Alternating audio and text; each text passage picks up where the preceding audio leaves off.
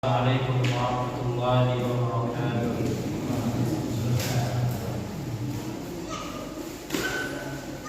Alhamdulillahi ala ihsanihi wa syukru lahu ala taufiqihi wa imtinanihi. Asyhadu an la ilaha illallah wahdahu la syarika lahu ta'ziman li sya'nihi wa asyhadu anna Muhammadan abduhu wa rasuluhu ad-da'i ila ridwanihi wa ala alihi wa sahbihi wa ridwanihi wa ba'd.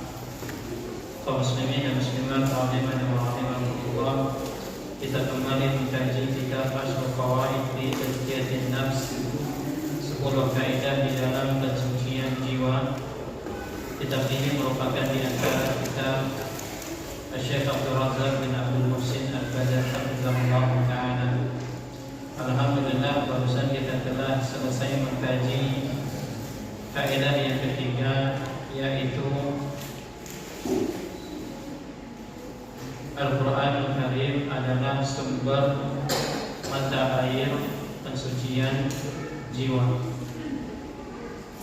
Maka tentunya kaidah yang keempat berbicara tentang ittikhadul uswati wal qudwah, menjadikan seseorang sebagai teladan dan panutan di dalam pensucian jiwa. Al-Quran sebagai mata air pensucian jiwanya, tentunya ada sosok seseorang yang mengaplikasikan Al-Quran di dalam kehidupan sehari-harinya. Bahkan dikatakan Al-Quran itu adalah akhlaknya. Siapakah pemiliknya? Yaitu Rasulullah sallallahu alaihi wasallam. Maka dalam tazkiyatun nufus, teladan yang kita jadikan panutan di dalam mensucikan jiwa kita, di dalam membersihkan hati kita adalah Rasulullah sallallahu alaihi wasallam. Karena Allah Subhanahu wa ta'ala sendiri yang menyebutkan tentang bagaimana mulianya akhlak Rasulullah sallallahu alaihi wasallam, wa innaka la'ala khuluqin 'azim, sesungguhnya engkau wahai Muhammad berada di puncak akhlak yang tertinggi. Kalaulah kita ingin melihat manusia yang paling berbakti, maka kita lihat Rasulullah. Kalau kita ingin lihat manusia yang paling jujur, maka kita lihat Rasulullah. Karena Allah Subhanahu wa ta'ala sendiri yang mengatakan wa innaka la'ala khuluqin 'azim. Tentunya untuk menjadi panutan, untuk menjadi teladan kita adalah manusia terbaik, dan itu adalah Rasulullah sallallahu alaihi wasallam. Dan ini adalah kaidah yang keempat di dalam melakukan pensucian jiwa dan pembersihan hati. Ittikhadul uswah wal qudwah. Qala Allah azza wa jalla, Allah Subhanahu wa ta'ala berfirman, laqad kana lakum fi rasulillahi uswatun hasanah. Sesungguhnya bagi kalian di dalam diri Rasulullah sallallahu alaihi wasallam terdapat suri teladan yang baik. Liman kana yarjullaha wal yawmal akhir wa dzakarallaha katsiran. Bagi siapa yang mengharapkan perjumpaan kepada Allah dan hari akhir, dan dia mengingat Allah dengan zikrullah yang banyak. Qala Ibnu Katsir rahimahullah, Ibnu Katsir rahimahullah ta'ala beliau menafsirkan ayat tersebut, hadhihi al-ayatul karimah aslun kabirun fi ta'assi bi Rasulillah sallallahu alaihi wasallam fi aqwalihi wa af'alihi wa ahwalihi. Ayat yang mulia ini merupakan fondasi besar di dalam meneladani Rasulullah sallallahu alaihi wasallam pada ucapannya, perbuatannya dan keadaannya. Maka ini menunjukkan bahwa hendaknya umatnya menjadikan Rasulullah SAW sebagai panutan kita. Karena Allah Subhanahu wa taala mengatakan fi Rasulillah uswatun hasanah. Wa qala Al-Hasan rahimahullah, qala qaumun ala ahdi Nabi sallallahu alaihi wasallam, inna nuhibbu rabbana. Jadi kata Hasan rahimahullah, segolongan kaum di masa Nabi sallallahu alaihi wasallam mereka mengatakan, inna nuhibbu rabbana, sesungguhnya kami ini mencintai Rabb kami, yaitu Allah.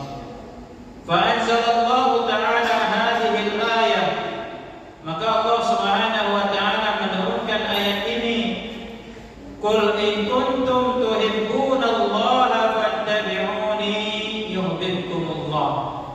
Katakanlah, kalau kalian mencintai Allah, maka ikutilah aku. Maksudnya adalah Rasulullah sallallahu alaihi wasallam. Jadi ini menunjukkan bahwa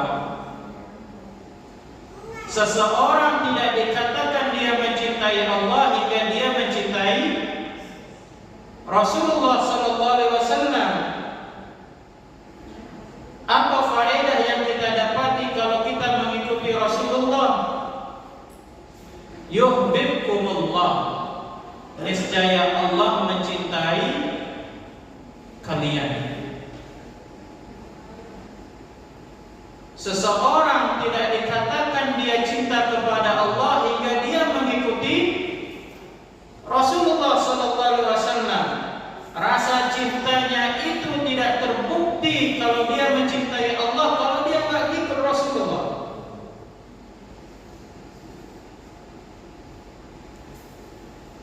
Dan Allah Subhanahu wa taala mencintai kita hingga kita mengikuti Rasulullah sallallahu alaihi wasallam. Maka ini penting. Kita mengaku cinta kepada Allah, namun bagaimana sikap kita dalam meneladani Rasulullah? Maka kita sendiri yang mengetahui itu.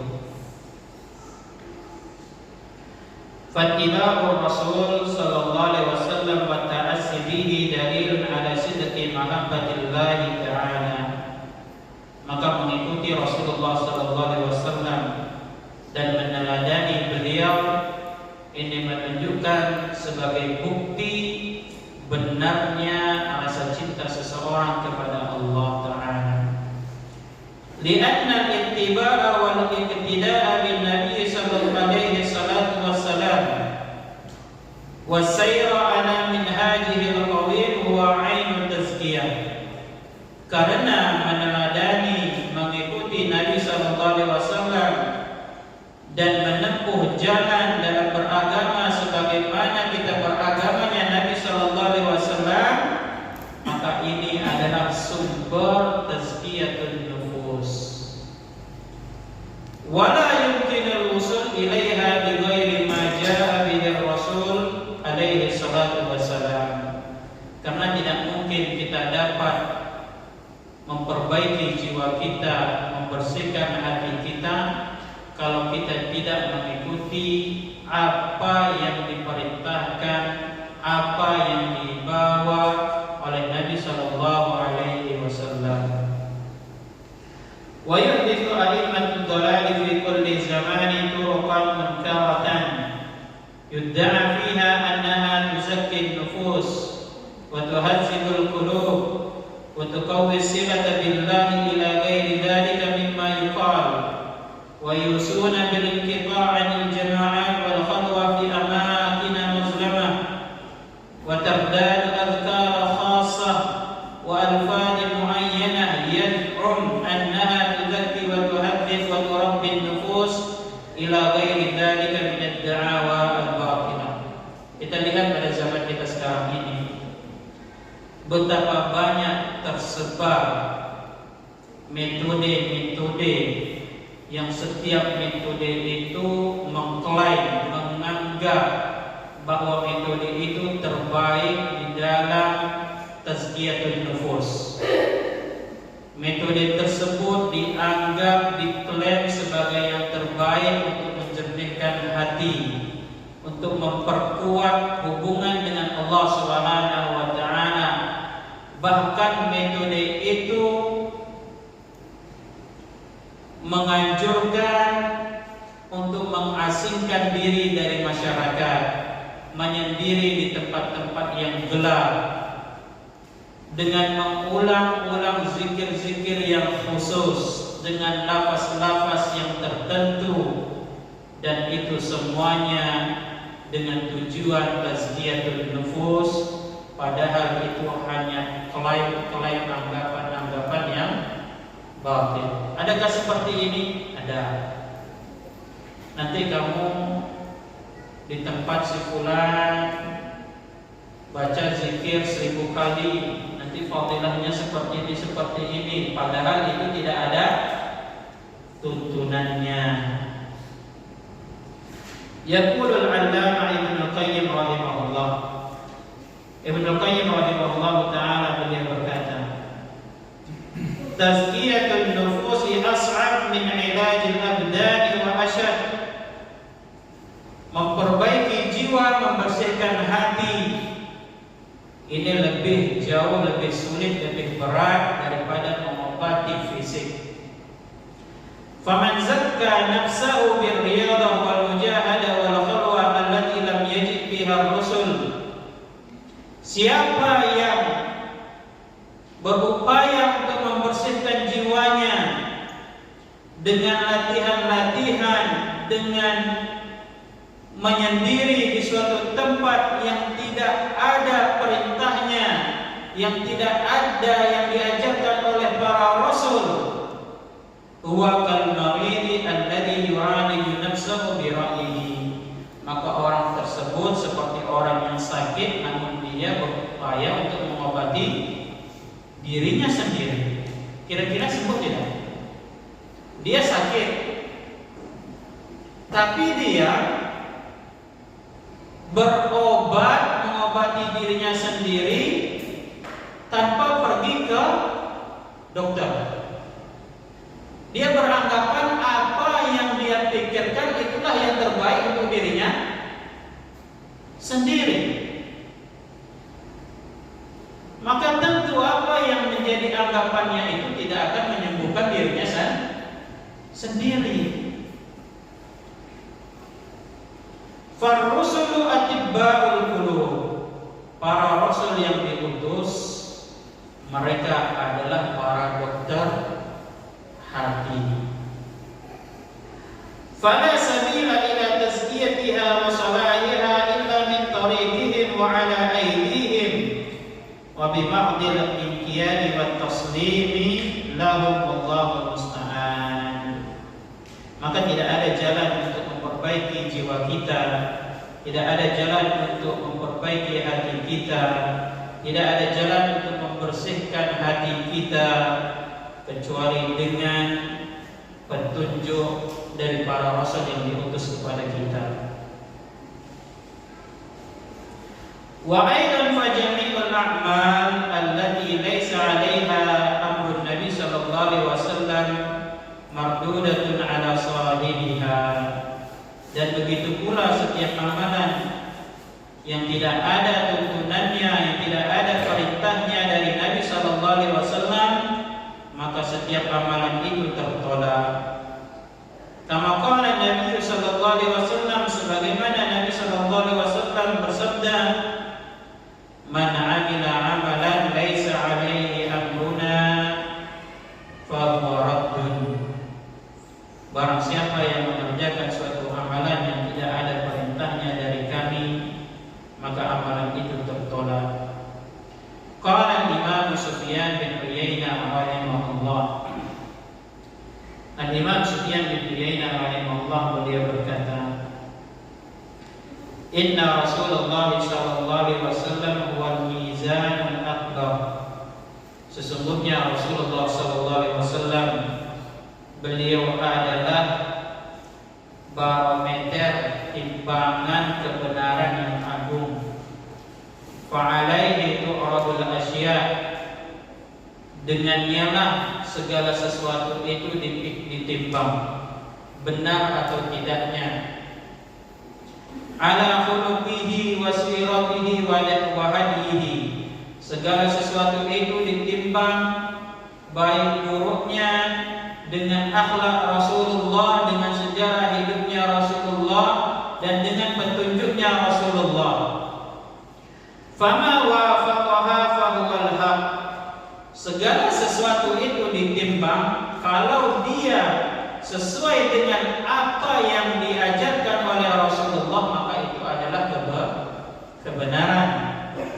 Wa ma khalafaha fahuwal batil, dan setiap segala sesuatu yang menyelisihi Rasulullah maka itu adalah kebatilan. Maka ini menunjukkan benarnya sesuatu atau tidak, maka kita timbang dengan Rasulullah SAW.